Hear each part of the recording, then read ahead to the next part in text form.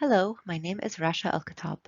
I'm a PhD student at the University of Waterloo, and I'll be presenting the results of the overview study which inform the recommendations for resistance training in the Canadian 24-hour movement guidelines.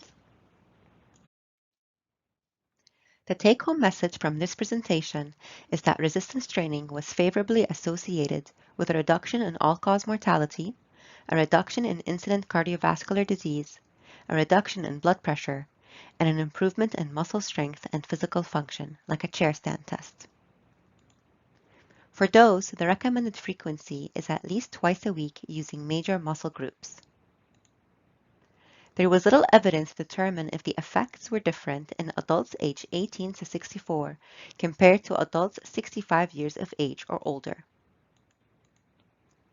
Adverse events in trials of resistance training were not consistently monitored or reported, but when they were infrequent. The previous guidelines recommended adults and older adults engage in muscle and bone strengthening activities using major muscle groups at least 2 days a week. As we move forward with the new guidelines, we wanted to consider whether there was new evidence to update the resistance training recommendations. We wanted to see if there are any changes with respect to frequency and whether we can incorporate information related to type, duration, or intensity. Given the growth in the number of published systematic reviews, we chose to complete an overview of systematic reviews to identify evidence pertaining to the effects of resistance training on health outcomes.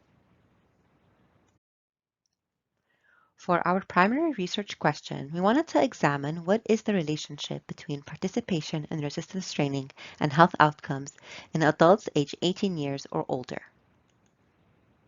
For population, we included community-dwelling adults aged 18 years and older, and we excluded studies that exclusively targeted a disease-specific population, elite athletes, residents in long-term care, patients in acute care, or a hospital setting. For the intervention, the resistance training program was required to meet the definition provided by the Prevention of Fall Network Europe, PROFANE, taxonomy. The definition indicates that muscles need to contract against a resistance to overload and bring about a training effect in the muscular system. The resistance can be an external force, such as one's own body placed in an unusual relationship to gravity, like a prone back extension, or an external resistance, like a free weight.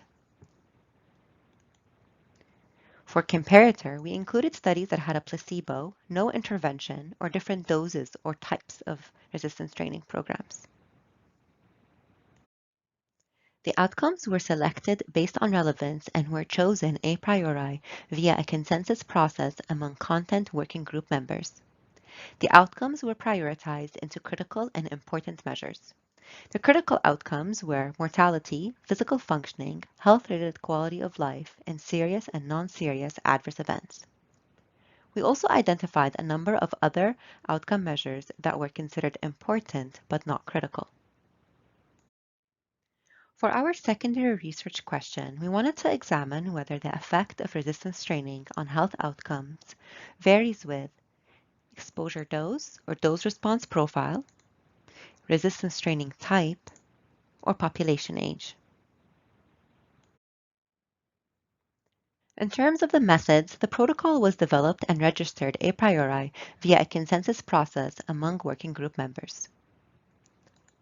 A comprehensive literature search was conducted in February and May of 2019 by a librarian with expertise in systematic reviews. To ensure reviews met the eligibility criteria, there were 2 levels of screening. We plan to select 1 review per outcome to avoid overlap in primary studies between multiple eligible reviews.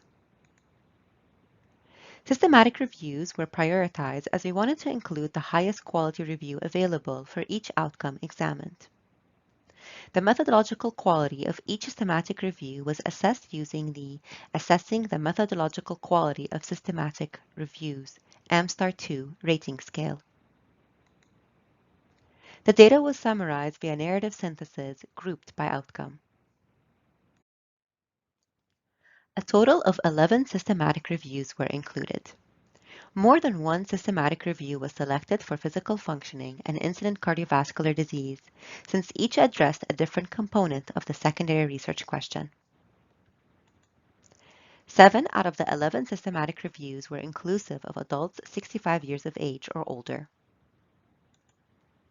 We identified no systematic reviews that met the inclusion criteria for the effect of resistance training on 6 important outcomes, which included type 2 diabetes, depression, brain health, cancer, fall-related injuries or falls, or bone health.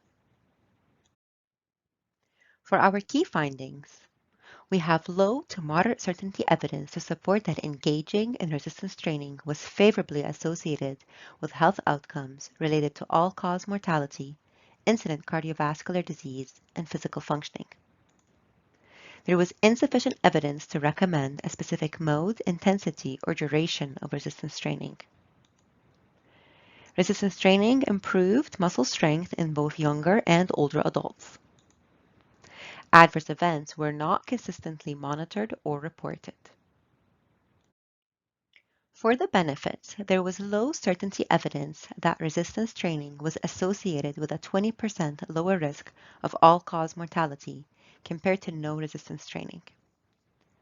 There was moderate certainty evidence that resistance training improved muscle strength in adults and muscle strength and physical functioning in adults over the age of 65 years compared to no resistance training. There was very low certainty evidence that there was no statistically significant effect of resistance training on health-related quality of life. There was low certainty evidence that resistance training was associated with a 23% risk reduction in incident fatal coronary heart disease and non-fatal myocardial infarction in men. And finally, the evidence related to resistance training and cognitive functioning was inconsistent and of very low certainty. With respect to dose and type, there was insufficient evidence to support changing the current recommended dose of twice per week. There was also insufficient evidence to support a recommendation of one specific mode, intensity, or duration of resistance training over others. There were only a few studies that reported subgroup analysis by age. We have low-quality evidence to indicate that there were greater blood pressure improvements in adults who are over 40 years of age. Resistance training improved muscle strength in both younger and older adults. Adverse events were not consistently monitored or reported in resistance training studies. Therefore, in future studies, there needs to be consistency in reporting adverse events across studies to determine the harms of resistance training. Of those reported, the majority were non-serious, and serious adverse events were infrequent. We have very low quality evidence to indicate that the benefits of resistance training likely outweigh the harms. Based on the current evidence, the guideline recommendations remain the same. For adults 18 to 64 years of age, a healthy 24-hour day includes muscle strengthening activities using major muscle groups at least twice a week. This is a strong recommendation based on very low quality evidence. The recommendation is the same for adults 65 years of age or older. As for the implications for public health, given that the benefits of resistance training have been observed in both young and older adults, resistance training should be recommended to everyone regardless of age. Also, while resistance training is often appropriate for people with chronic health conditions, these guidelines were designed for the general population. Therefore, people with chronic health conditions should also consider disease-specific resistance training guidelines. Overall, the benefits of resistance training likely outweigh the harms. Resistance training was associated with a reduction in all-cause mortality and incident cardiovascular disease, and an improvement in muscle strength and physical function among healthy adults aged 18 years and older. Therefore, we recommend resistance training at least twice a week using major muscle groups for all ages. Thank you for your interest in the resistance training guidelines. I included my contact information in case you have any questions for me. Thank you for listening.